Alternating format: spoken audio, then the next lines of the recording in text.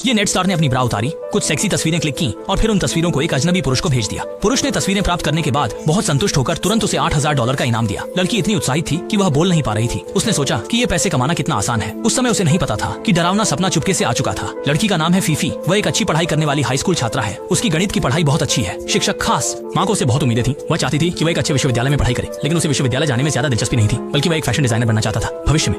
बाद में सितारों के लिए परिधान शैली डिजाइन करना। उसने एक प्रतिष्ठित वीडियो सॉफ्टवेयर पर अपने बहुत सारे फैशन वीडियो पोस्ट किए हैं और इस समय उसने कई वफादार प्रशंसकों को जुटा लिया है। रात को फीफी माता पिता के पास गई और कहा कि वह विश्वविद्यालय की योजना छोड़कर पेरिस में 1 साल के फैशन कोर्स में भाग लेना चाहती है। पिता ने यह सुनकर बहुत गुस्सा किया और उसकी मांग को सख्ती से मना कर दिया। फीफी की अभी की उपलब्धियां बहुत अच्छी हैं, जिससे वह विश्वविद्यालय की छात्रवृत्ति प्राप्त कर सकती है और वह बिल्कुल भी अपनी बेटी को अपना सुनहरा भविष्य बर्बाद करने की अनुमति नहीं देंगे। फीफी ने अपनी मां को समर्थन के लिए मनाने की कोशिश की। बहुत से लोगों का मानना है कि वह डिजाइन में प्रतिभाशाली है और उसे यकीन है कि वह फैशन के क्षेत्र में कुछ कर सकती है। मां ने उसे गंभीरता से समझाया कि विश्वविद्यालय जाकर प्रोफेशनल डिग्री प्राप्त करना ही उसके भविष्य की सबसे अच्छी सुरक्षा है। फीफी दुखी होकर जोर जोर से रो पड़ी। क्या उसके सपने इसी तरह समाप्त हो जाएंगे? फैशन कोर्स की फीस $10,000 है। माता पिता के समर्थन के बिना वह निश्चित रूप से इस योजना को लागू नहीं कर सकती। दीवार पर लगे मॉडल की फोटो देखते ही फीफी को अचानक एक उपाय सूझा। अपने वीडियो अकाउंट पर कुछ फॉलोअर्स हैं, शायद इस अकाउंट के माध्यम से ट्यूशन फीस कमा सकता हूँ। अगले दिन उसने कई खूबसूरत फैशन कपड़े उधार ले लिया और अपनी सहेली को फोटोग्राफर बनने के लिए कहा और कई कपड़ों के स्टाइल वीडियो शूट किए। वह इन वीडियो से पहले फॉलोअर्स बढ़ाना चाहता था, फिर प्रोडक्ट लिंक जोड़कर कमीशन कमाना और कभी कभी लाइव स्ट्रीमिंग करके उत्पाद बेचना। यानी कि उसने पहले एक बड़ा इंटरनेट सेलिब्रिटी बनने की योजना बनाई और फिर लाइव स्ट्रीम के माध्यम से माल बेचकर बड़ी रकम कमाए। लेकिन वीडियो पोस्ट करने के बाद उसके बारे में कोई चर्चा नहीं हुई और ये कुछ खास नहीं कर पाया। हालांकि उनमें से एक वीडियो ने 15,000 व्यूज प्राप्त किए और बहुत से लोगों ने टिप्पणियां छोड़ी। लोगों के पास गए देखा कि टिप्पणी सभी उनके परिवार को प्लेटफॉर्म में शामिल हुआ।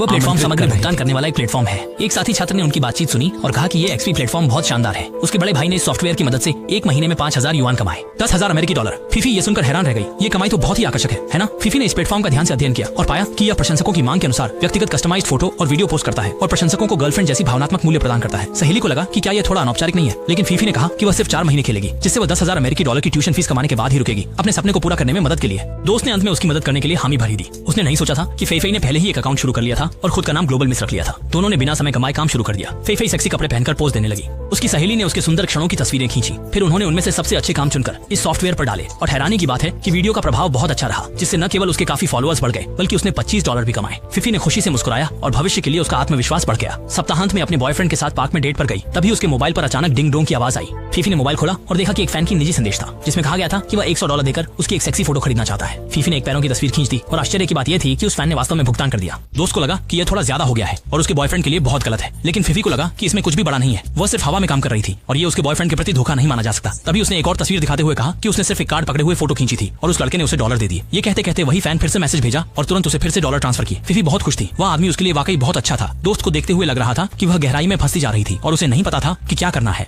$500 में उसकी एक नग्न चित्र खरीदी। फेफे ने ज्यादा देर तक नहीं सोचा और यह $500 स्वीकार कर लिया। उसने सोचा कि सपनों को साकार करने के लिए थोड़ा सा चातुर्य चाहिए और फिर यह तो बस एक तस्वीर है। वह अब भी वही निर्दोष लड़की है। उसके बाद उसने अपने कपड़े उतार दिए और अपना ब्रा सामने रखा और शटर दबा दिया।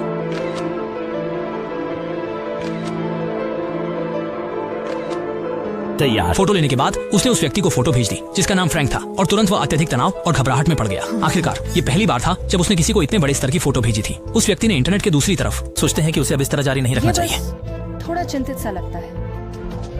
फीफी ने दृढ़ता से कहा कि उसकी अपनी सीमाएं हैं और वह कभी भी पूरी तरह नग्न तस्वीरें नहीं खिंचवाएगी। उसकी सहेली ने देखा कि वह अपनी बात पर अड़ी है तो वह भी ज्यादा कुछ नहीं कह सकी। कुछ ही समय बाद वह फ्रैंक फिर से संदेश भेजता है और कहता है कि वह उससे मिलना चाहता है और उसे $1 देने के लिए तैयार है। स्थान वह तय कर सकती है, बस उसे सुरक्षित महसूस होना चाहिए। फ्रैंक हमेशा उसके प्रति बहुत सम्मान करता है और सदैव उसकी देखभाल करता है। फीफी ने ज्यादा नहीं सोचा और तुरंत ही सहमति दे दी, लेकिन उसने पहले आधे पेश की भुगतान की मांग की। फ्रैंक बहुत उदार था और अगले ही दिन $3,000 ट्रांसफर कर दिए। फीफी उत्साहित होकर तुरंत उसे संदेश भेजने लगी और उसे प्रिय कहकर बुलाने लगी।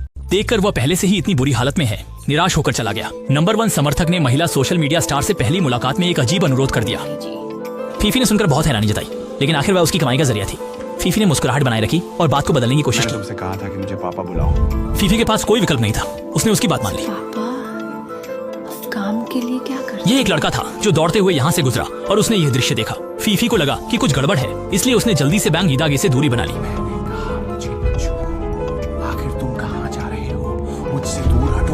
तुमने मुझे यह देखने पर मजबूर किया, तुम बेवकूफ। पापा रुकिए। फीफी बहुत डरी हुई थी, बड़बड़ाते हुए मौके से भाग गई। रात में फीफी ने बुरा सपना देखा।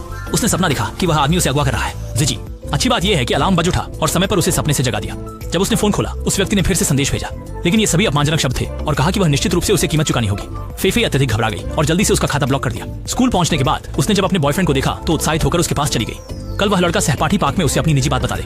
ये उसी का काम था, बॉयफ्रेंड को करना ही था। बहुत गुस्से में उसने उससे पूछा कि वह एक बूढ़े आदमी के साथ क्यों है। फीफी ने तुरंत झूठ बोलना शुरू कर दिया, कहा कि वह सिर्फ उसके पिता का दोस्त है। उसके बॉयफ्रेंड ने भी नहीं, उस पर विश्वास करना बंद कर दिया। उसने पहले ही उसकी हरकतों में गड़बड़ी महसूस कर ली थी और तुरंत उसे ब्रेकअप कर लिया। फीफी दुख से रोने लगी, उसका पूरा मन विचलित हो गया और जैसे ही वह स्कूल के गेट से बाहर निकली, कोई उसका फोटो खींच रहा था। जो व्यक्ति उसका फोटो खींच रहा था वो वहीं फैला बड़ा भाई था। ये आदमी प्यार नहीं पा सका, इसलिए उसने फीफी के बारे में सभी जानकारी निकाल ली, यहाँ तक कि वह कहाँ रहती है यह भी जान लिया। फीफी की हाई स्कूल की अवधि खत्म होने वाली है और वह जल्द ही कॉलेज जीवन शुरू करने वाली है। उसकी माँ उसे लेकर कॉलेज एडमिशन ऑफिस गई, स्कूल की स्थिति की अग्रिम समझ के लिए। ओहायो राज्य के एक कॉलेज के सीनियर ने फीफी के प्रति विशेष रूप से गर्मजोशी दिखाई और जोर देकर कहा कि वह अपनी स्कूल में दाखिला ले। फिर उसने अजीब बातें भी कही।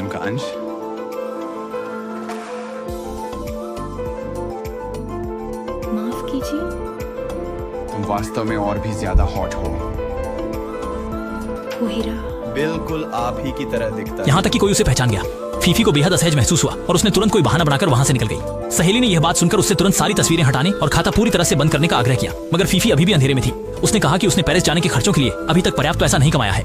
सहेली ने उसे फिर से बुटीक में काम करने का सुझाव दिया, लेकिन फीफी को लगा कि इस तरह पैसा कमाना बहुत धीमा है और वो अपने समर्थक प्रशंसकों को निराश नहीं कर सकती। सहेली को लगा कि वह पूरी तरह से पैसे के पीछे पड़ गई है और अब वह पहले जैसी नहीं रही। देखते ही देखते फीफी और अधिक पतित हो रही थी। निराश सहेली भी अब उसके साथ दोस्ती नहीं रखना चाहती थी। हालांकि बात यहाँ तक पहुंच गई, फिर भी फीफी इसे अभी छोड़ने के लिए तैयार नहीं थी। वह आखिरी बार पैसे कमाने के बाद ही रुकना चाहती थी। इसलिए उसने एक और मोहक वीडियो बनाया और अपने अकाउंट पर पोस्ट कर दिया और आश्चर्य की बात यह हुई कि 1 लाख से अधिक लाइक्स मिले। एक रात में ही उसके लाखों फॉलोअर्स बढ़ गए और कुछ ही घंटों में उसने हजारों डॉलर कमा ली। फीफी खुशी से झूम उठी क्योंकि आखिरकार उसने पेरिस में डिजाइन की पढ़ाई के लिए पैसे जुटा लिए थे। अगले दिन स्कूल पहुंचने पर उसने देखा कि सभी लोग उसे देख रहे हैं क्योंकि किसी ने उसके अकाउंट से निजी फोटो और वीडियो चुराकर उसके पूरे स्कूल के सहपाठियों को भेज दी है। अब सभी उसके फोन पर उसके उटपटांग हरकतें करने वाली वीडियो देख रहे हैं। फीफी को ऐसा लगा जैसे आसमान टूट पड़ा है। वह चाहती थी कि वह कहीं छिप सके। जब प्रिंसिपल को इस बात का पता चला तो उन्होंने तुरंत फीफी को ऑफिस बुलाया। उसके अनुचित फोटो ने स्कूल में बुरा प्रभाव डाला था। प्रिंसिपल ने तय किया कि उसे 1 सप्ताह के लिए स्कूल से निलंबित कर दिया जाए और इस मामले को निपटाने के लिए उसके माता पिता के साथ विचार विमर्श किया जाए। घर पहुंचते ही उसकी मां ने कहा कि उसके लिए एक मेल है। खोलते ही फीफी डर के मारे सन्न रह गई। उसमें सारे बड़े भाई ने छुपकर ली गई उसकी तस्वीरें थी और पीछे उसमें उसकी निंदा करते हुए लिखा था कि उसने पैसे खर्च किए हैं और उसे उसकी कीमत चुकानी होगी। बेटी के असामान्य व्यवहार को देखकर मां ने तुरंत जमीन पर पड़ी तस्वीरें उठा ली। छुपा नहीं पाए इसलिए उसे सारी बातें बतानी पड़ी। पिता ने पुलिस को बुलाया मदद के लिए, उम्मीद करते हुए कि वो फ्रैंक नामक आदमी को रोक सके।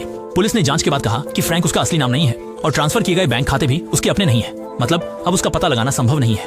अनुभव किया। इस घटना के बाद फीफी ने इंटरनेट पर सभी खातों को हटा दिया, यहाँ तक कि सामान्य प्लेटफॉर्म को भी बंद कर दिया। उसने अपनी जिंदगी को फिर से शुरू करने का निर्णय लिया। ये सुनकर उसकी सहेली बहुत खुश हुई।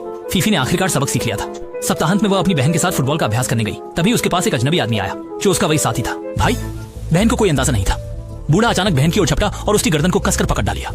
बहन खेलों की छात्रा थी जिससे निपटना आसान नहीं था। उसने अपने पैर से बूढ़े के पैर पर जोर से मारा और मौका पाकर खुद को छुड़ा लिया। बहुत अच्छे दिख रहे हैं। आप क्या कर रहे हैं? कृपया आप जानते हैं।